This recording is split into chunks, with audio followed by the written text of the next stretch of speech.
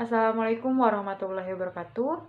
Nama saya Ulfiani dari Pendidikan Ekonomi Universitas Pendidikan Indonesia. Di sini saya akan mempraktikkan keterampilan menjelaskan dan keterampilan bertanya. Langsung saja kita praktikkan. Baik anak-anak, langsung saja kita masuk ke pembelajaran pada hari ini mengenai koperasi. Nah, telah Ibu singgung dua brand koperasi yang terkenal, yaitu Campina dan Barcelona. Nah, hanya saja masih banyak orang-orang yang memang belum mengetahui bahwa dua brand tersebut adalah brand koperasi. Kita langsung masuk ke materi, yaitu mengenai latar belakang atau sejarah koperasi. Nah, kapan sih koperasi itu muncul, di mana koperasi itu muncul pertama kali, dan mengapa koperasi itu bisa muncul. Nah, jadi pada abad ke-18 di Inggris itu terjadi revolusi industri yang disebabkan oleh pesatnya ilmu pengetahuan.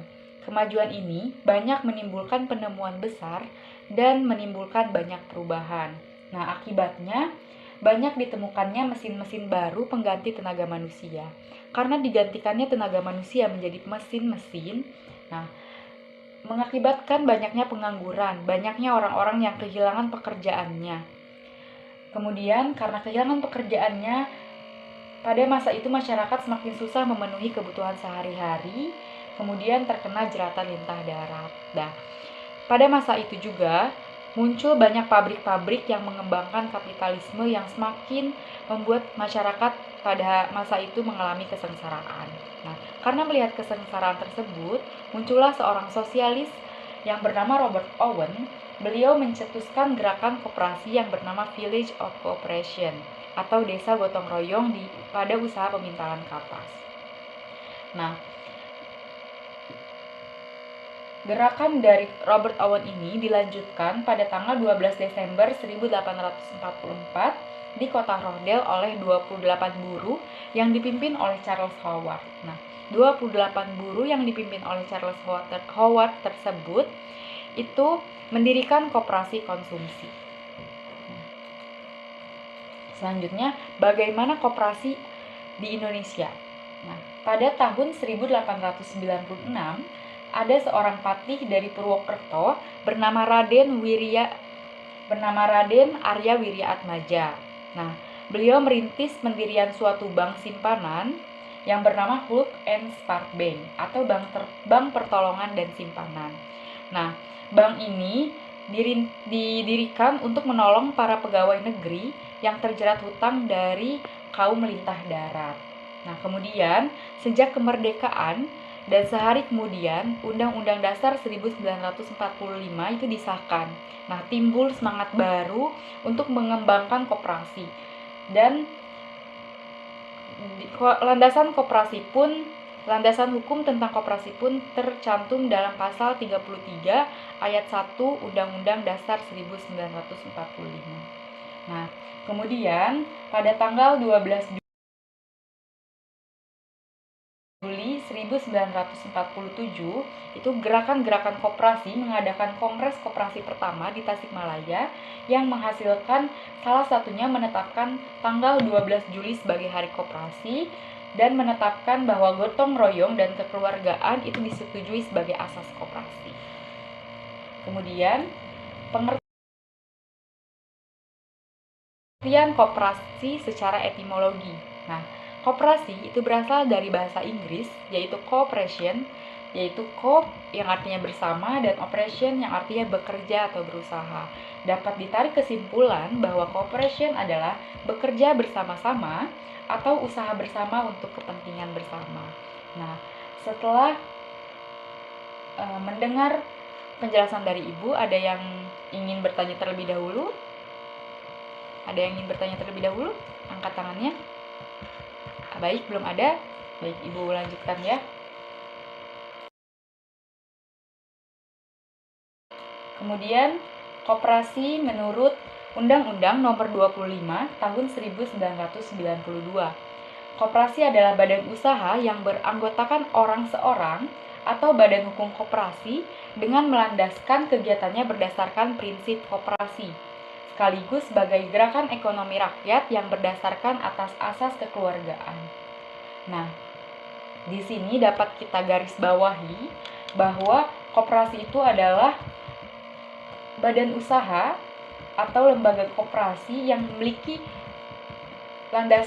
yang melandaskan kegiatannya itu berdasarkan prinsip koperasi. Nah, yang membedakan koperasi dengan PT, dengan CV kayak gitu adalah koperasi itu memiliki prinsip koperasinya sendiri dan melandaskan asasnya itu yaitu kekeluargaan ya. Jadi kekeluargaan itu adalah hal utama dalam koperasi. Kemudian landasan koperasi.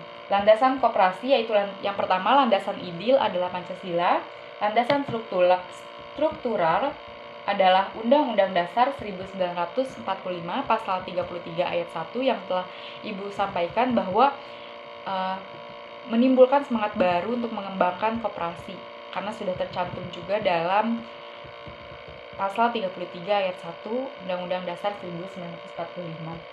Dan yang ketiga yaitu landasan operasional Undang-Undang Nomor 25 Tahun 1992. Nah, nanti anak-anak silahkan download ya di internet, yaitu Undang-Undang Nomor 25 Tahun 1992 dan dipelajari ya, dibaca. Kemudian ada prinsip koperasi. Prinsip koperasi itu ada 7. Yang pertama, keanggotaan bersifat sukarela dan terbuka, di mana untuk orang-orang masuk ke koperasi itu secara sukarela, mereka secara sukarela mendaftarkan diri sebagai anggota koperasi. Kemudian yang kedua, pengelolaan koperasi dilakukan secara demokratis. Yang ketiga, pembagian sisa hasil usaha dilakukan secara adil sebanding dengan besarnya jasa masing-masing anggota. Nah, itu disesuaikan lagi dengan jenis koperasinya.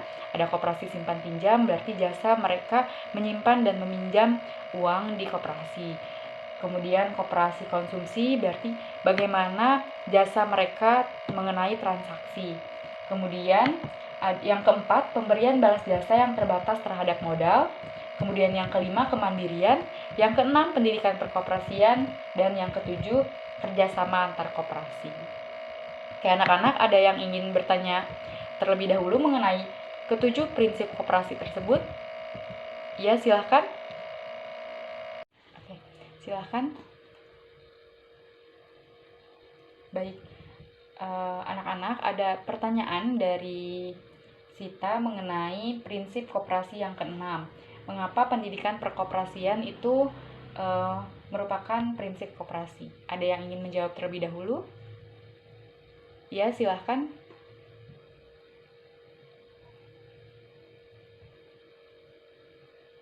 Ya, sudah tepat ya, Ibu tambahkan terlebih dahulu mengenai jawaban dari Denny mengenai pendidikan perkoperasian. Nah, pendidikan perkoperasian ini sangat penting untuk sebuah koperasi ya, karena bagaimana koperasi tersebut dapat menjalankan koperasinya jika anggota atau pengurus-pengurusnya tidak memahami mengenai pendidikan perkoperasian. Jadi, pendidikan perkoperasian itu merupakan hak kewajiban yang harus diketahui oleh setiap pengurus dan anggota. Jadi, pendidikan perkoperasian itu merupakan prinsip koperasi yang memang harus dijalankan oleh sebuah koperasi. Begitu.